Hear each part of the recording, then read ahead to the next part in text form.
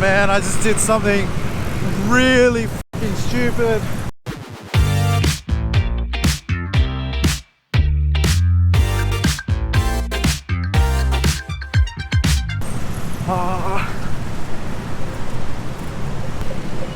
Please, please, please.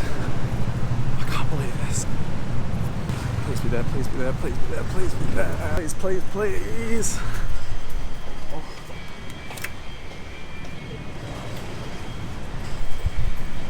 Oh.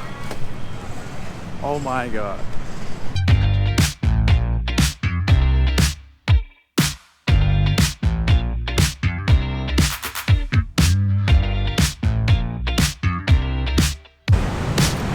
Wow. So in Thailand, the card doesn't come out of the ATM until after you've finished the transaction, taken your cash, and then it asks if you want a receipt. And the very last thing is that your card comes out. So I'm from Australia and the card's the first thing that comes out. So it's so easy to forget about it. I'm normally really good with it, but this time I was on the phone, so I was kind of distracted and I took the money and the thing on the screen said, do you want a receipt? I said no, and I just walked out. It's I guess an old habit. So, oh, I'm so relieved. I left the bank, I'd walked across the road, and then I realized when I was halfway across the road, and I'm stuck in the little island here, and this a huge intersection here in Osaka, so I had to wait in the intersection. Can't jaywalk because the traffic here is insane, so I'm just waiting, freaking out. That's my only card, and if I lost it, then I'd have to, God, I don't even know what I'd have to go through. So for today's video, I'm going to talk about some other things that you need to be careful of here in Thailand.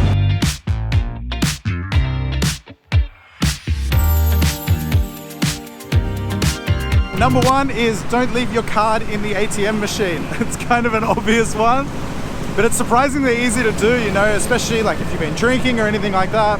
I haven't been drinking, I was on the phone, so I was distracted, but it's really easy to do and something you need to be aware of.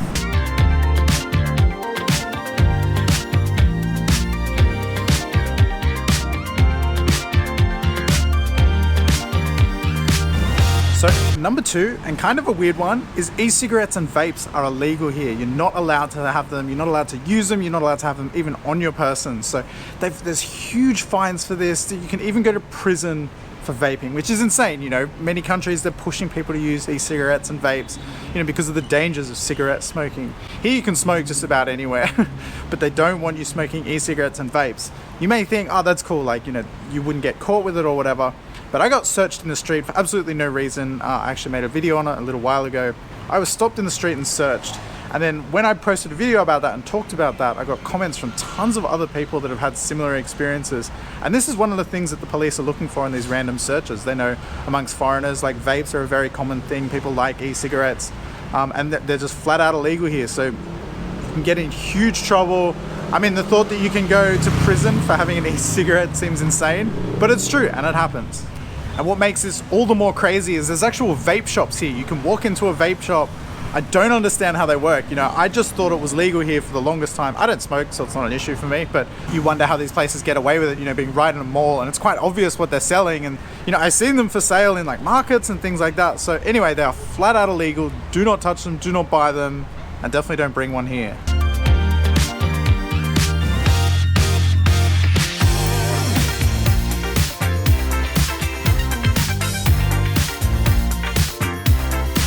So number three, and one that's pretty obvious, but the reasons why are not obvious, is that you shouldn't rent a bike without a proper license here. So if you've been to Thailand before and you've rented a bike, I know I have, and I'm sure this is something we're all guilty of, you can rent bikes easily. You don't need anything. They don't ask you for licenses or anything like that. They're basically just photocopy your passport and you're free to go. So I've rented bikes like this. I'm sure most people have. But the real problem with this is not the actual riding of the bike and not being unlicensed, because if you've been stopped anywhere, you can usually just pay a small amount and you're off on your way again. But where it goes wrong is if you have a problem, if you have an accident or something like that, most travel insurance won't cover you if you're unlicensed, and that's something that's really commonly overlooked. So I know I've always gotten the travel insurance that will cover me if I'm in a bike accident or anything like that, but if you don't have a proper international driver's license, you might as well not even get that policy in the first place. Also, if you get into an accident here and you cause any damage, you can be sued for insane amounts of money because you're riding unlicensed and unqualified, and there's nothing you can do. You're basically powerless at that point. So get an international driver's permit. They're really easy to get. I got one in Australia, I think it was like $50, and it lasts me a year. You know, they're really simple. You don't have to do anything. You just show your license and get a new international driver's permit. Definitely the best thing to do before coming here if you do plan to ride a bike.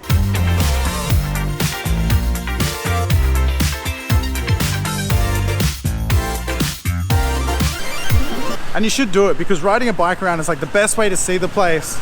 I've never ridden in Bangkok because Bangkok's like way too crazy, but you know, I always got them in like Phuket and Koh Samui. I got them when I was up in Chiang Mai and I did like some exploring with it. It's such a great way to see the country and to see new places.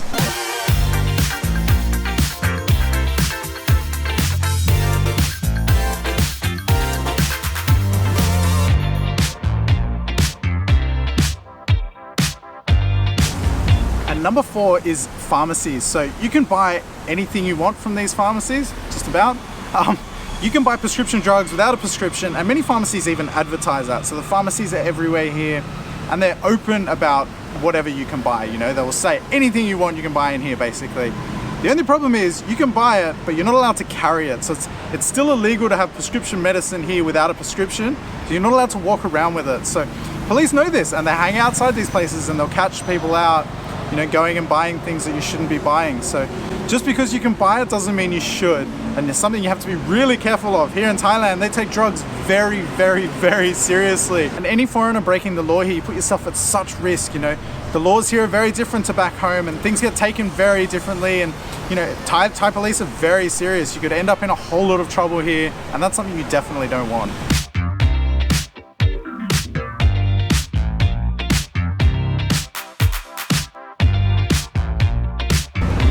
So the last one, and kind of a weird one, is defamation. So defamation is a really big deal here in Thailand. You can't speak negatively about any business or person here. You can land yourself in serious trouble for this. So I'm in Koreatown right now, and about a week or so ago, I came to make a video here in one of the restaurants. And when I was inside the restaurant, they wouldn't let me film inside. So when I made the video about that, people left me comments saying, oh, I hope you left a nasty review about the place. You actually can't do that here. You can get in serious, serious trouble for doing that. So there was a really famous case with an American guy. He left a really negative review about a resort he stayed in on TripAdvisor, and the company actually went after him. He was arrested, detained for 2 days. They dragged him through court for 18 months. They were trying to imprison him for 2 years just for a negative review on a resort. It's something that's taken really, really seriously here. You can't speak negatively about like any person or any business in a way that it will affect them in the long term. So it's really easy to do, and you have to be really careful with what you say. You know, everything you do now, you have to leave reviews afterwards. You check out of an Airbnb, you leave a review. You go to restaurants, you can leave reviews. So you have to be very careful with that because it's something that's taken so seriously here in Thailand.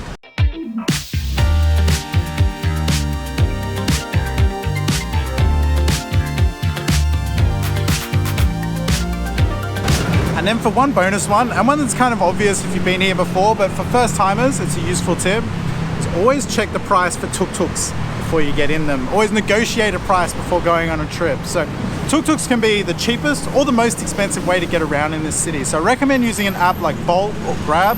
Bolt's often cheaper to find out how much it costs in a taxi, and then use that to negotiate your price from there. So we'll try it now. So I'll look at how much it costs to go in a Bolt from here where I am to Central World Mall, which is something like a tourist would do. I'll look it up and then we'll go up to a tuk-tuk and see how much they want to charge us. So it's saying Central World is 66 baht to go from here to there. Now let's go find a tuk-tuk and see how much they want.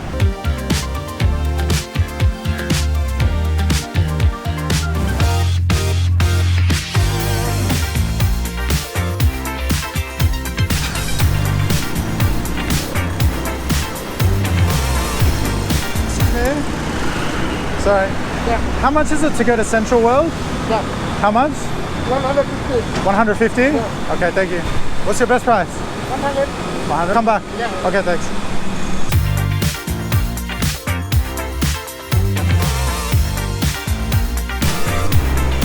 So there you go. He said 150 originally, and then he came down to 100. You could probably get him cheaper than the taxi. For me, I'd go the Bolt, 66 baht. You can sit in air conditioning. A really good tip to do in that situation as well, if you lock in a price, is pay up front so that you can't get there and they want to charge you extra or anything like that.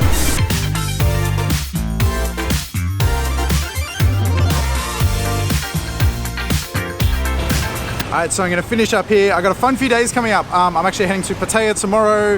There's some cool videos coming up, so stay tuned for that. But anyway, as always, thanks for watching. See you next time. God, it is a great day. Look at that.